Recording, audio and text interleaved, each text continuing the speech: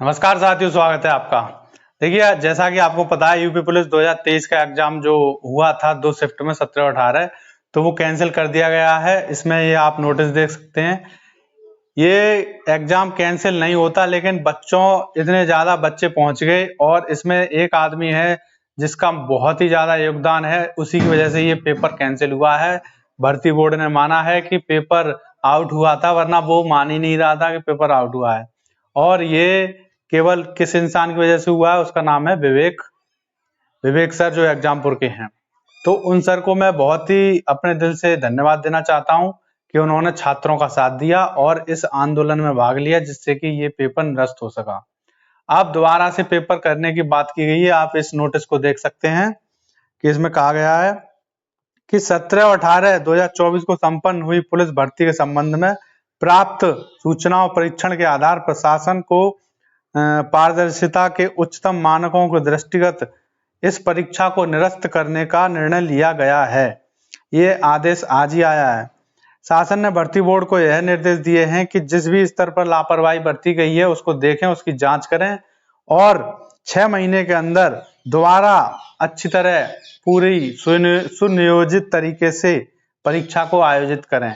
तो इसमें और जो आने जाने का अभ्यर्थी का मतलब, अगर उस टाइम पे किसी का दूसरे सेंटर पे दूसरे जिला में अगर उसका सेंटर पड़ा, तो उसके लिए वो यात्रा जो होगी, किराया होगा, वो फ्री होगा। तो इसमें ये बात कही गई है कि 6 महीने के अंदर परीक्षा दोबारा से कराएं। इसका मतलब ये नहीं है कि 6 महीने पे ही परीक्षा होगी। परीक्षा आपकी कभी भी हो सकती है। अगर 2 महीने के अंदर पेपर तैयार कर लिया गया तो आपकी परीक्षा 2 महीने के अंदर ही हो जाएगी। इसीलिए आपको ये सोच के नहीं चलना है कि आपके पास 6 महीने हैं। आपको ये सोच के चलना है कि आपका पेपर मार्च में है और अपनी तैयारी आज से ही शुरू कर देनी है। जिस हिसाब से आप तैयारी कर रहे थे, वो तैयारी आपको दोबारा से वहीं से शुरू करनी है और इतने अच्छी तरीके से करनी है। जिस बच्चे के इस बार 80, 90 और 100 नंबर आ रहे थे, वो कम से कम अब 20 क्वेश्चन, 100 क्वेश्चन कर रहा था। वो क्वेश्चन की बात करेंगे तो इस बार वो 20 क्वेश्चन ज्यादा करे। उसको पता चल गया होगा कि प्रैक्टिस सेट करने की बात अलग है, लेकिन जब पेपर में बैठते हैं तो उसको अच्छी तरह पता चल गया होगा कि उसकी कमजोरी क्या है, वो कितने पानी में है। तो उस जो चीज वहां पे पेपर में उसको कठिन लगी होगी, तो उसकी तैयारी वो अभी से शुरू करे। इसमें आपको पता है कि जीएस और हिंदी ये बच्चों को देखने में बहुत सरल लग रही थी, लेकिन इसमें भी गलत हुए हैं। ऐसा नहीं है हिंदी में 37 में से 37 करके आ गया कोई। तो हिंदी और जीएस पे अभी से कमांड करें। इसमें जीएस में आपको पता है करंट अफेयर बहुत आई थी, तो करंट अफेयर को अभी से पढ़ना शुरू करें। पिछली 6 महीने की करंट अफेयर आपको एकदम अच्छी तरह याद होनी चाहिए। और हिंदी, ये 2 चीज ऐसी हैं कि यही मेरिट बनाती हैं आपकी। तो जीएस और हिंदी की अभी से तैयारी करिए और इनमें कम से कम 3 घंटे जीएस और 3 घंटे हिंदी को देने पड़ेंगे आपको। बाकी मैथ और रीजनिंग भी बहुत सिंपल आई थी, आपको पता चल गया होगा। वैसी रीजनिंग नहीं आई है कि आपको बहुत ही ज्यादा मेहनत करनी पड़े, लेकिन रीजनिंग जो आई है उसी रीजनिंग को आपको करना है, जो कि मात्र 20 सेकंड में हो जाएगी। तो उस रीजनिंग को करना है आपको, उसकी तैयारी करिए। और रीजनिंग में और मैथ की तैयारी, इसमें क्या है कि ज्यादा समय नहीं देना है। डेली आप एक टॉपिक भी करेंगे, अगर मैथ के डेली 15-20 सवाल भी करेंगे तो मैथ की तैयारी आराम से हो जाएगी।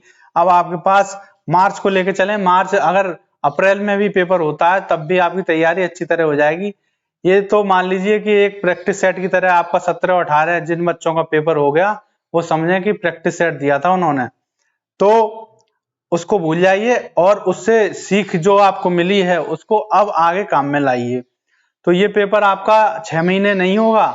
आपको यही सोच के चलना है। 6 महीने अगर आप सोच लेंगे तो आप पढ़ेंगे नहीं अच्छी तरह।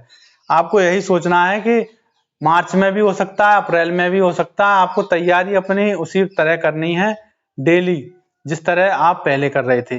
पहले तो आपको तैयारी करने का टाइम ही नहीं मिला, लेकिन अब बढ़िया है कि आपको टाइम तो मिल गया कम से कम। तो और दूसरी बात कि इलेक्शन आ रहे हैं, कुछ बच्चे सोचेंगे आचार संहिता लग जाएगी तो एग्जाम नहीं होगा। इस एग्जाम का आचार संहिता से कोई भी संबंध नहीं है। अगर आचार संहिता लग गई तब भी ये पेपर होगा, अगर कराना होगा तो। क्योंकि आचार संहिता में जो कार्य पहले से उस टाइम नहीं लागू होते हैं, लेकिन ये भर्ती पहले की है, मतलब 23 में ही आ चुकी थी, तो इसका एग्जाम तब भी हो सकता है। इसीलिए आचार संहिता से इस पेपर का कोई लेना देना नहीं है।